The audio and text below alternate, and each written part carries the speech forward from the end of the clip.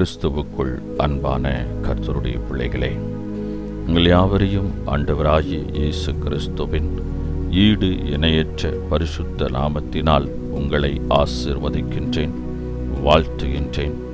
கர்த்தர் தாமே நீங்கள் எதிர்பார்க்கிற நன்மைகளை பரத்திலிருந்து உங்களுக்கு அருளிச் செய்து நீங்கள் இம்மையில் சுகித்திருக்கவும் மறுமையில் நித்திய வாழ்வை சுதந்திரித்துக் கொள்ள அனுக்கிரகம் செய்வாராக.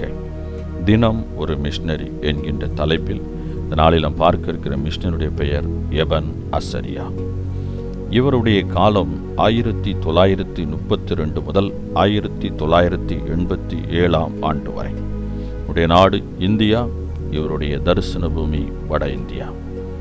நண்பர் சுவிசேஷ ஜபக்குழு மிஷனரி தாகத்துடன் அர்ப்பணிப்புள்ள அடியவர்களால் ஆரம்பிக்கப்பட்ட அற்புதமான ஒரு ஊழியம் நூற்றுக்கணக்கான ஊழியர்களை கொண்டு செயல்பட்டு கொண்டிருந்தது.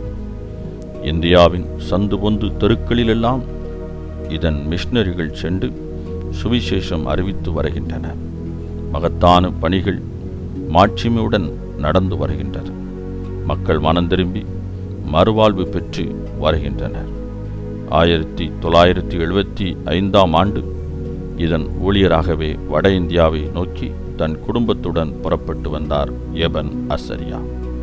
பஸ்தி, கோண்டா ஆகிய பகுதிகளில் கிராமமாக சென்று முன்னோடி மிஷனரி பணி செய்தார். பிசாசு பிடித்தவர்களும் வியாதியஸ்தர்களும் தங்கள் இக்கட்டுகளிலிருந்து விடுதலை பெற்றனர். எபன் அசரியா தினமும் 4 மணிக்கு எழுந்து ஜெபிக்கும் பழக்கமுடையவர். புதன், வெள்ளி, ஞாயிறு கிழமைகளில் உபவாசித்து ஜெபிப்பார். எல்லாரிடமும் அன்புடன் பழகுவார். மிஷனரி சகோதரர்களை தன் சொந்த சகோதரர்களாக நினைத்து அன்பு பாராட்டுவார். 1980 ஆண்டு தமிழ்நாட்டில் உள்ள மாரா கண்டா பள்ளிக்கு மிஷனரியாக சென்றார். மீண்டும் 1981 ஆண்டு வட இந்தியாவை நோக்கி புறப்பட்டார்.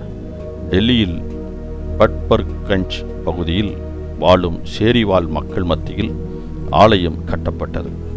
மேற்கிந்திய சுவிசேஷ தீவிரப்படை முயற்சி இயக்கத்தை அறிமுகம் செய்து உற்சாகமாக பணிகளை இவர் மேற்கொண்டார். 1983 ஆண்டு பஞ்சாப் மாநிலத்தில் பணி செய்து கொண்டிருக்கும் போது முதுகு வலியால் பாதிக்கப்பட்டார். சிறுநீரகங்களும் பாதிக்கப்பட்ட நிலையில் 1987 ஆண்டு இறைவனை துதித்தவாறே ராஜ்யம் சென்று அடைந்தார். இவர் பிறந்தது இன்றுதான். அன்பானவர்களே, ஆண்டவரின் அழைப்பை உணர்ந்து புறப்பட தயாரா?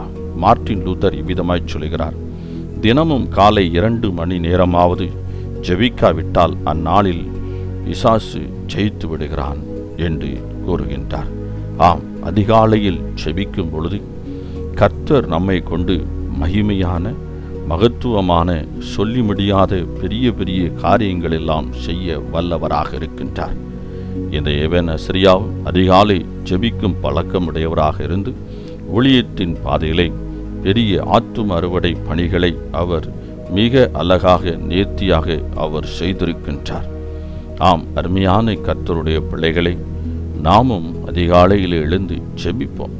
அதிகாலையில் எழுந்து கர்த்தரோடு கூட ஒரு நல்ல ஒரு உடன்படிக்கையை, ஒரு உடன்பாடை, ஒரு நல்ல ஒரு ஐக்கியத்தை நாம் ஏற்படுத்தி கொள்ள வேண்டும். அதிகாலை ஜெபத்தின் மூலமாக நாம் பெரும் பெரும் காரியங்கள் எல்லாம் சாதித்து விட முடியும்.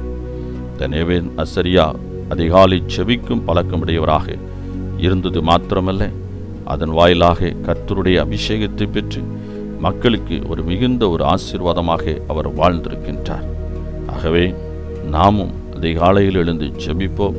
கர்த்தரோடு ஒரு நல்ல ஒரு ஐக்கியத்தை ஏற்படுத்திக் கொள்வோம். இந்த உலக மக்கள் எல்லாரையும் ரட்சித்து நித்திய வாழ்வுக்குள் வழி நடத்துவோம். கர்த்தர் தாமே நம் ஒவ்வொருவரையும் ஆசீர்வதிப்பாராக. ஆமேன். இந்த நாளின் தியானத்துக்குரிய வேத பகுதி 2 யோவான் மற்றும் 3 யோவான். இந்த வேத பகுதிகளை வாசித்து கர்த்தருடைய ஆசீர்வாதத்தை நாம் பரிபூர்ணமாக பெற்றுக்கொள்வோம்.